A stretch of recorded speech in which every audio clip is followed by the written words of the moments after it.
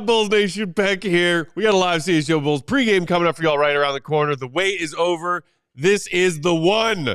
Can the Bulls get that 9 versus 10 play-in tournament three-peat? We'll break it down next.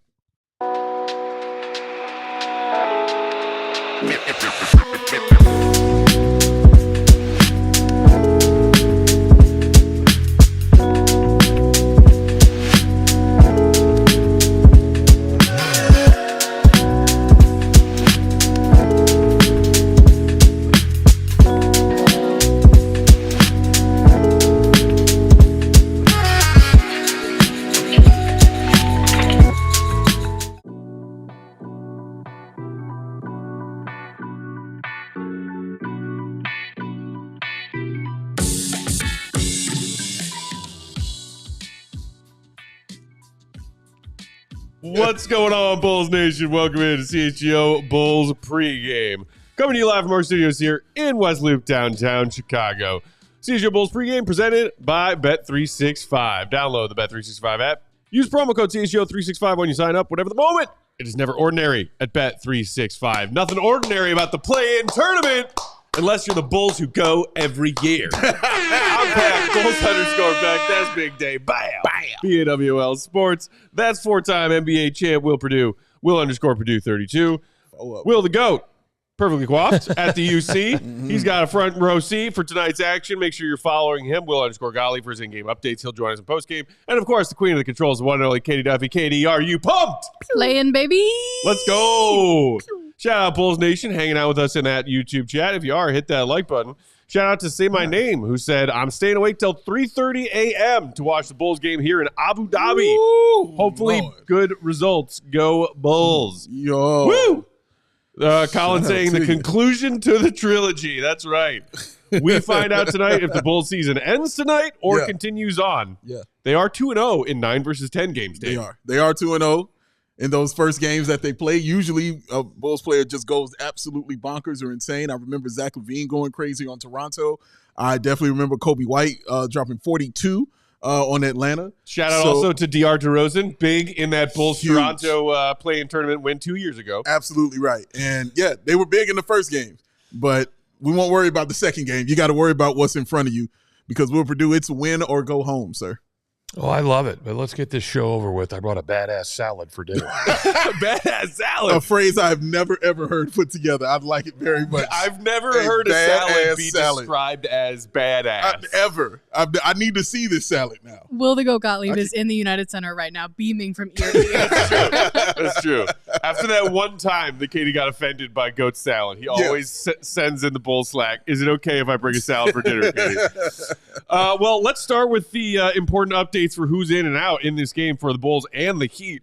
Good news on the Bulls front. Josh Giddey, who has missed 3 of the last 4 games with this nagging wrist/hand injury, is a go. And according to Billy Donovan, courtesy of our Willie Go Gottlieb and Billy's pregame media availability, Giddey not only is playing, but 0 minutes restriction. Oh. We also got a little report from Shams Charania on ESPN earlier today that it's actually what they're calling a muscle tear in Giddey's hand. Ooh. And it is a pain tolerance injury. So, so long as that pain does not reach a point of how this hurts too much, Giddey's going to be out there playing and waiting until whenever the offseason starts to rehab that injury fully. Now, what I was told today was when I inquired about the severity of this injury, it's nothing different than the injury. He had this injury when they last played the Miami Heat on April 9th when he dropped 28, 16, and 11. But what they tried to do was give him some time to let this – they knew it wasn't going to heal, but hopefully the pain tolerance would be less if he took some time off to allow it to start to heal. So as far as the Bulls are concerned, it's no big deal. My question is, how old school will the Miami Heat be? Go into it, Will Perdue. Go into it. Committing hard fouls? Go into it, sir. Well, it is his shooting hand. So, one time, pump fake, karate chop, and send him to the line. There's nothing you can do to prove that it's intentional. I love how you're speaking like you have done this several times in your career. This was... Can't prove it, but, listen, at the end of the day, it's... You basically, to win a game, This is where you ask yourself, what exactly will you do in order to win a game? How far will you blur the lines in order to win a game? Do you consider that particular tactic illegal? It may be dirty, but it's not illegal. And it's something that if, hey, he wants to play, then there's a possibility that at some point in tonight's game, that's going to get hit, and it's going to get hit hard. Because then the Miami Heat would be questioning him in the sense that, okay, Mr. Giddey, how bad do you truly want to play in this game tonight? And how much pain are you willing to play through? If in this case, both teams play with a win or go home mentality, meaning at some point, if you look up at the scoreboard and there's 6 minutes left and you're down 6, then you're like, all right, it's now desperation time. What we've been doing, it's kind of worked, but not worked good enough because we're behind. So now it's time to take it to the next level. You know, when him saying that reminds me of when you were on my podcast on Ball on Bulls. That's a flex. And you said something I never forgot when you said Michael Jordan. If you told Michael Jordan he would have to run over his own mother to win a game or a championship, not only would he get on the bus and run her over, he would put it in reverse and run back over her just to make sure the job is done. Gracious. And so, that's what I think of when you say these things like that. Like, how bad do you want it? He learned that from his mother. Yes, correct. It's about, and everybody that wants to have the debate about LeBron and Michael, to me, it's not necessarily about talent. LeBron's a better athlete. He's bigger. He's stronger. But it's that will to win, that willing to do whatever. Yeah. And whatever means whatever. Yes. Not just on the basketball court, but off the basketball court. I've always said that Mike's willing to die before he leaves. Yeah. Like, he reminds me of that guy from Monty Python. Come back here, you coward. I'm not dead yet. It's just a flesh wound. You have no arms. Oh, goodness. Yeah, I mean, especially when you think about how effective and efficient Giddey has been at getting to and then converting from the free throw line in this stretch of March and April wins for the Bulls. Yeah. Is he willing to, absorb some physical punishments tonight if the Heat play that physical brand of basketball? Because we also know, and guess what? Eric Spoelstra also knows, it is in the Heat's best interest to slow down and muck this game up. Yeah. That is their best shot at beating this Bulls team who want to get out and play fast. So with that hand and playing through that pain, keep an eye on Giddey tonight. Also, Dalen Terry does get the green light dealing with the calf injury. He is available. Stay tuned for my pregame picks. Dave, one of them is for you. Maybe even two of them are for you. All right. We did also get a little update on Lonzo from Billy in his media availability. He is out tonight. Billy also said, should the Bulls win tonight, unlikely we see Lonzo suit up on Friday, but the hope is that if the Bulls win tonight, win again Friday, that we might see Lonzo in that playoff series against the Cavs starting on Sunday. Yeah. But Goat pointed out in his report, this is the first time this week that Lonzo has even seen the floor since leaving with that re-aggravation of the wrist injury. So still maybe a ways to go there. Definitely more serious than probably most people thought. Yes. And then as far as the Miami Heat, Nikola Jovic is still out with the hand. He was questionable but ruled out. Kevin Love also ruled out, working on his reconditioning after his long personal absence from the team. But everybody else available for Spoelstra tonight. Okay. So let's talk about that style of play. And we talked a lot about this on our preview show yesterday. The Bulls want to play fast. The Heat do not. I looked at the sample size of their last 15 games because in yesterday's show we looked at their head-to-head, numbers. Three regular season games, the Bulls victorious in all three. But I thought for a bit of a larger sample size of what these teams have been doing on the floor over the last 15 games heading into this one, the Bulls are the number one team in the NBA in pace, 104.4 possessions per 48. That is fast basketball in that last 15. The Heat, bottom third of the league at just 97.5 possessions per 48. They do not want to play fast. And you also see the Bulls, the best, highest scoring fast break points per game team in that same stretch of the last 15 regular season games. Meanwhile, the Heat, just a middling team when it comes to their fast break points. Allowed is 16th. So they give up 15, a shade over 15 fast break points per game over their last 15 games. The Bulls obviously outpacing that. Can we see that and the Bulls start that from the jump? Because we've also seen the Bulls get out to some sloppy and or slow starts. especially at home, which Yeah, is weird. yeah. But part of that is taking care of the basketball. We've seen some Bulls. I think it was the Bulls Heat game last week. They had like 6 turnovers in the first half or 8, whatever it is. They cleaned it up in the second half. But can you get out to a fast start while also taking care of the basketball? You can. And also, we saw them get off to a sloppy start. Not only just the turnovers, but the Heat went up 8-0 immediately right out the gate. So they got off to a real slow start, but Kevin Huerter kind of reeled them back in that first quarter. But, yeah, the Bulls are going to come out and do everything they can, Matt, to play that way. That's the way they have to play. That's the way they need to play if they want to have a chance in this game. It's going to slow down. It's inevitable. It's going to slow down at some point in time, in this game. And I think you have to prepare for that. And I really honestly think Billy and the guys will be kind of prepared for that. But as far as getting off to the start, you want to impose your will, especially at home. Shout out with no pun intended. But you definitely want to impose your will. That's what you want to do. And you want to put that on a team immediately, right out the gate, and let them know what they're in for. The Heat are built to battle a veteran team. They're that team that isn't going to run up and down all day long, but play that half-court, high IQ kind of basketball. The Bulls are going to run. That's what the Heat are not built to stop that kind of thing. And it's shown, and it's why the Bulls have been able to beat them, especially in that game in Miami when Miami was up by like 20 points. The Bulls ran them, especially in that fourth quarter, and Josh Giddey sealed it with that 3. So they'll have an opportunity to do that. I just want them to be able to start that and finish that way. You have to impose your will in a game because nothing else matters tomorrow. This is all that matters right now. I was breaking down the numbers even farther today, trying to figure out, just come up with something that nobody else has talked about. But, and I reached out to Casey Johnson and I was like, listen, am I missing something, or is this just more about who can impose their will on the other team? Meaning the Miami Heat slowing it down, taking time off the clock, running through all the different options of their offense, and then getting a really good shot late in the shot clock. And possibly then getting some offensive rebounds or second chance opportunities where the Bulls are just going to look to push, take early shots, same type of thing, maybe get some offensive rebounds. Even if they kick it out, they're still going to, shoot it early in the shot clock. True. Because it's about possessions. But, Matt, as you talked about, even if the Bulls are behind at the end of the first, but they're taking care of the basketball and the shots are those that you consider to be quality and they have minimal empty possessions, they're going to be fine because the pace will be at what they want. And then you're going to see the efficiency of the Miami Heat drop off late in the third throughout the fourth.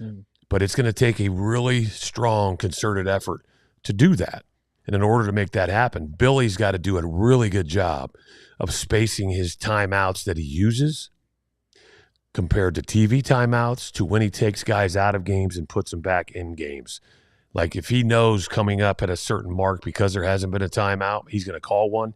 He needs to take one of the, Coby's got to come out, or Giddey's got to come out, or Vooch has to come out, knowing that there's probably only going to be about 30 to 45 more seconds of playtime before he actually is going to take a timeout because of the length that they've been out there. And then you give those guys an extra 2 to 3 minutes rest, and then you can put them back in because on your watch, they've been off the floor for about 4 minutes. Game time, literally 90 seconds. So we do have our official starting fives for both squads tonight. The Bulls, as you might expect, going with, when healthy recently, their main starting five of Josh Giddey, Coby White, Kevin Huerter, the Rook, Matas Buzelis in his first NBA postseason action, and Vooch. Meanwhile, for the Heat, it's Tyler Hero, Alec Burks, Andrew Wiggins, Bam Adebayo, and Kel'el Ware. Obviously, a formidable front court. The Bulls will have their hands full. Will be interesting to see where Billy goes with bench minutes. Jalen Smith, Zach Collins. But the other thing with Alec Burks, curious, we might see Wiggins primarily handle Coby White out of the gate. He has the length to give Coby some difficulty. And we might see Spo assign Bam to Giddey, as Goat was talking about yesterday. What's curious is, so I was wondering if Spo, in all of his crazy, button pushing as a head coach, might actually start Mitchell today, because Davion Mitchell was really solid off the bench. Really was. For Miami in that game last Wednesday. Coby got off to that horrendous start. I think he started 1 of 8 from the field. He had 2 points at halftime. He struggled. And Mitchell was a big part of that.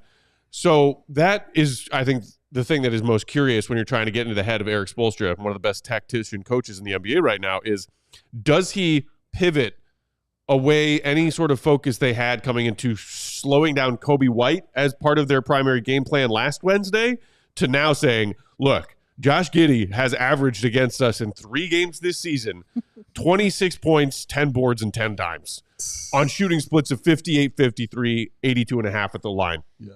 Getting to the line nearly 6 times a game. Giddey's 26.6 usage percentage against the Heat was the 3rd highest among any opponent he played against in a Bulls uniform this season. His plus-minus per 200 possessions of plus 19.1 in 3 games against Miami Heat was the highest against any Bulls opponent this season. Cook, Matt. Giddey cooked the Heat. Well done. I cannot assume, as somebody who knows Eric Spoelstra and his work in this league, that he will just sit there tonight and let that happen again. And the main reason it won't happen is because they lost every one of those games. Bada bing, bada boom. That is the biggest part of it. So to sit there and come in and say, I'll stay, we'll do it again. Absolutely not. They'll go ahead and they'll change something up. Maybe you'll see Davion Mitchell on Josh Giddey just at the top of the key, not in the paint, obviously, and not when he's cutting or anything like that. But maybe you'll see that happen. There will definitely be attention paid to it because you could tell in that last game, Davion Mitchell was told Coby White and that's it. Because there were many opportunities, Will, where Giddey noticed that and started, cutting to the basket. And Davion Mitchell would just let him go to the basket because he's strictly focused on Coby White. Easy 2 points. Easy 2 points. Here comes an assist. Here comes a rebound. So he was killing them in that fashion because nobody had that look on, had their eyes on him. So I think that will definitely change when you're putting up those kind of numbers, Matt. And again, Spo is not a dummy, but it's the fact that they lost all of those games that says, maybe I should change something up a little bit and pay a little bit more attention to this young man because he's having a really great second half of the season. Sometimes, honestly, it's just a team is a bad matchup. That's true, too. And from the 3 games that we've seen, even though, as I talked about yesterday, I discounted 2 of them, because one, that was right at their first game after the trade, so you had no, Collins, you had no Herter, Jones, and also the one on the, April 9th, because Wiggins was just coming off the hamstring injury and only had 14 and missed the 6 prior games. But as far as pace goes and how 2 teams like to play, they couldn't be more polar opposites, right? So far up to this point, quite honestly, Spo may be in a position to where his game plan is more about motivation than scheme. Talking about, okay, I really got to get these guys focused. I got to pull a page out of Pat Riley's book, meaning the one thing, Alonzo Mourning would talk about was, he played for John Thompson, but he mentioned about how what the motivation techniques and tactics that Pat Riley would use were just spectacular. He said he literally had you, clawing at the door to get out on the floor to start playing. Now, Spo doesn't seem as an individual to have that type of personality, but he might have to, go back in the Wayback Machine and try to do something about that because regardless of their scheme, they may be in a position where it doesn't bode well. So it'll be interesting to see the tactics from one timeout to the next, one quarter to the next, the adjustments that are made, whether it's coaching, whether it's rotations, whether it's personnel, the whole thing with both sides. Because it's just you don't want to leave any timeouts in your pocket and you don't want to leave any players on the bench that you think could possibly help, even if it's only for, a minute and a half to 3 minute stretch. More so for a defensive matchup than anything else. Yeah, got to empty the clip tonight. Couple other things that are interesting trends when you talk about the identity of these teams versus maybe what's been happening with them down the stretch. The Heat have not been a strong or high-volume three-point shooting team at any point this season, save for the last 15 games, where the volume has still been low. Over the last 15 games, the Heat just taking 33 threes a game. That is 27th in the NBA. However, in that span of 15 games, they are hitting them at nearly 41% as a team, 3rd best in the NBA over that final 15 games of the regular season. As far as what the Bulls give up, we know that they give up open looks behind the arc. They do. It's one of the weaknesses of this defense. They got a little bit lucky down the stretch. They did. Opponents missing good looks, open looks. Their opponents shot just 35% from 3 over the last 15 games for the Bulls. That was the 6th lowest opponent three-point percentage across the league. who gets the edge in knocking down made threes tonight? We talked a little bit yesterday, too, about among the Bulls role players, which ones will be confident enough to take and make those open looks between Dalen or Julian Phillips or Matas or Kevin Huerter, whoever it is, because, in a game that might get ugly, grinded down, slowed down at various points, you almost always want to be the team that has the better shooting night in those situations. You do. I honestly don't think any team is going to shoot well tonight from three, to be honest with you. But I feel like that's what the Bulls have done as far as them running on offense and defense all three quarters is what leads to the opponents not having the legs to hit those threes later on in the game. And I think that's one of the reasons why they don't shoot well with those open threes is because they're a little bit tired. And, of course, maybe they just do boneheaded stuff, like Tyler Valentine did and take a three like that. But I don't expect either of these teams to shoot really, really well. I really don't. I think they're going to struggle because I think every possession will truly, truly matter. And each guy will be honed in on that. And I don't know if they'll be frothing at the mouth, to get out, but they'll be ready to play. Like, you've lost all season long to this team, and the Heat don't want to lose to the Bulls. Like, I guarantee you Pat Riley has no desire to lose to the Chicago Bulls in any capacity. So they know that, and that's what they're going to go out there and perform under. And on the other side, the Bulls want to go ahead and get this play-in win victory, man. It means a lot to them. Like, we saw them resting players against Cleveland. It means everything to them to get out here and perform in front of the UC crowd and perform in front of the home crowd and get this victory for them tonight. So, yeah, I don't know who will have that edge, Matt, with three-point shooting. I just don't see either team doing a great job of shooting tonight. But, we'll see from Tyler Hero to Kevin Huerter, maybe Coby's side or Duncan Robinson or whoever. We'll see, but I just don't foresee it like that, Will. And if that is the case, which because of the play-in game and the pressure of this game, remember, pressure bursts pipes. Every day. To me, against this particular team, because the Bulls actually have more size than Miami, they've ended up on the right side of the rebounding battle. 2 of the 3 games they actually won by 7 rebounds. The first game they played, back in February, they only got out-rebounded by 1. So that's where, if it's you talk about matchups, right? To me, that's where if the Bulls are struggling to make shots, that's where you may see Smith more so than Collins because of his ability and just somehow, he's very masterful at getting offensive rebounds for putbacks and second chance opportunities. He just always seems to be around the basketball. Right. Those are points the hard way. Points the easy way. Another thing the Bulls did well, particularly Giddey and Coby, free throw line.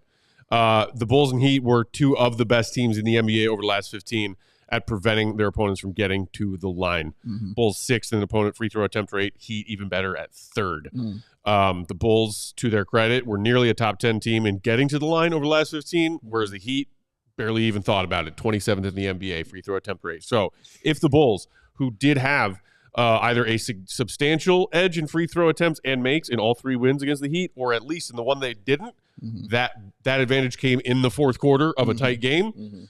That's another thing that the Bulls got to be looking for, especially if this game does get more physical. Can you go to the line and knock down your free throws? Yeah, that's going to be key. And the Bulls have shown they can. But, again, this is a different beast and a different monster, man. So everything that you did before does not matter tonight. Also, real quick before we get to our pregame picks, did want to highlight the rook, Matas Buzelis. We didn't talk about him a lot on yesterday's show as potential X factors in this game. And you say, hey, he's in the starting 5. Can you really count that among X factors? I think so, because he's a rookie and he's not part of the Bulls' big 3 of Vooch, Coby, and Giddey. Who's going to step up?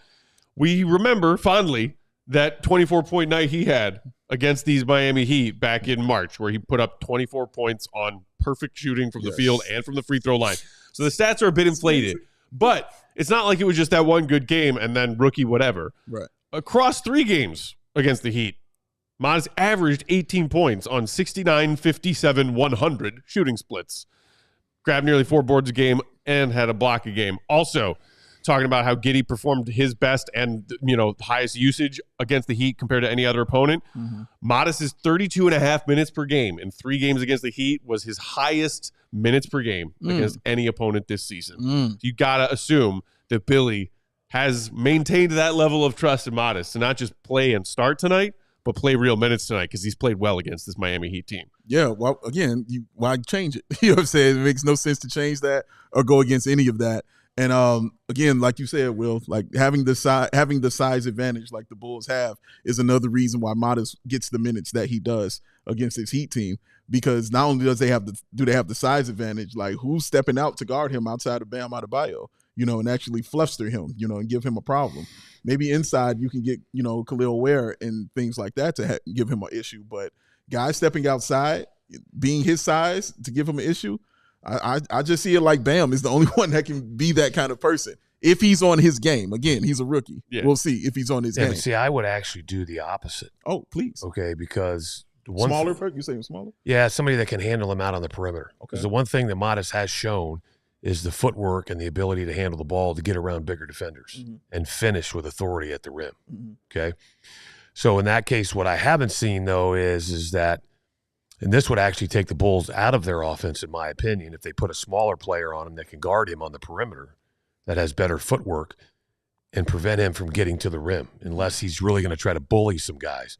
But what I haven't seen is the ability now to drop him in the post or put him in the mid post, let him do a reverse pivot and go to work. Oh, yeah. He's more about in the perimeter, and he's kind of like, the game in a nutshell. He's either three or take it all away. There's no in between. Correct. So that's why I think maybe you could see a smaller player that may be more effective on the perimeter. Now, that doesn't mean he can't shoot right over him. Sure. But somebody that can now get up into him, force him to put it on the deck, run him off the three, but yet still be attached to his hip and make it, very difficult for him to get all the way to the rim. Yeah, and if that's going to be the case, he's got to recognize that immediately and start going in the post and calling for that basketball and punishing that little person. But also, if that is the case, he's got to crash the boards because then, because of his length, he should be able to, if not get the rebound, at least keep it alive. Shout out to Devin who said, Matas going for a career high tonight, methinks. Wouldn't mind seeing that at all. I wouldn't we got a couple super chats we got to shout out too, Katie, and then we'll get to our pregame picks. Chubbs with a super chat saying, Bulls are back. Championship run begins tonight. Oh, sweet Chubbs. Bless your heart. Also, with another super chat, Chubbs82 saying, Lonzo's going to rap the national anthem. We can't lose. Is that real or is that – no, okay. I would be – in his mind, he's doing that. Yeah, right. Also, shout out to Druid Trading who threw us a super chat saying, Nuggets Bulls Finals 2025. Why not? I love that Joker avatar that you got there. I don't know if he's like wincing or expressing like a flex after making a ridiculous shot and or pass. I'm going to go with flex. Look of disbelief. I'm going with also, flex. Eric, is that you? Mars, is that you? Some of our DNVR Nuggets friends who paid CHGO a visit a couple weeks ago, they were riding high on this Bulls hype. That Bulls, they kept saying it's like their favorite team to watch. And this was before they got rid of Mike Malone. They were like, no, the vibes are higher here than they are there.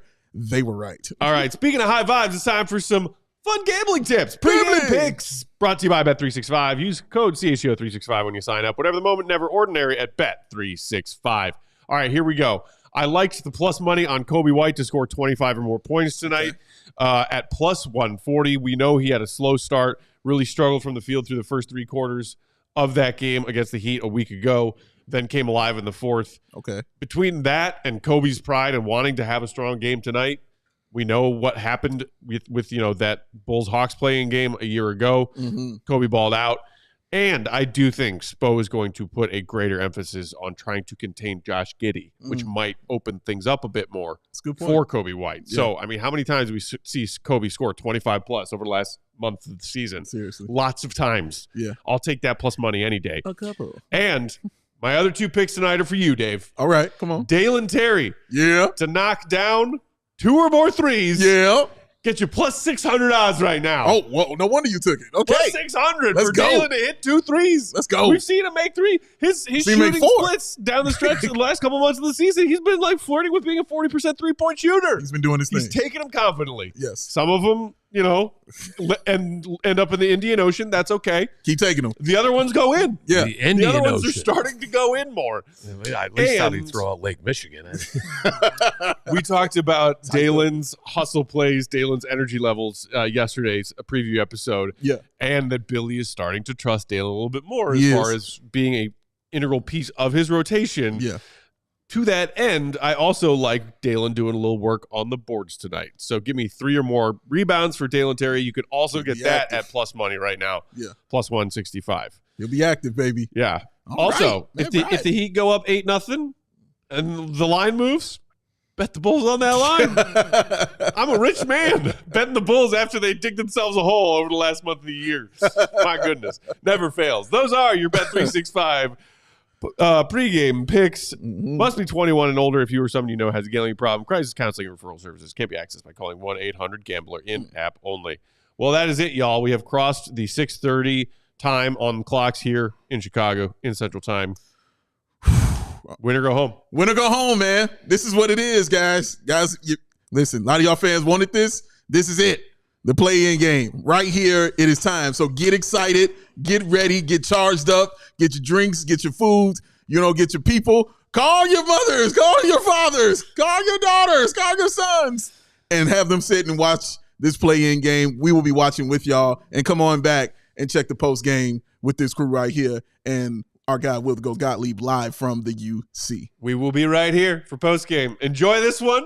Let's find out what happens. Let's see. See if it'll be good. Love y'all. Peace. Time to win, Rocky. We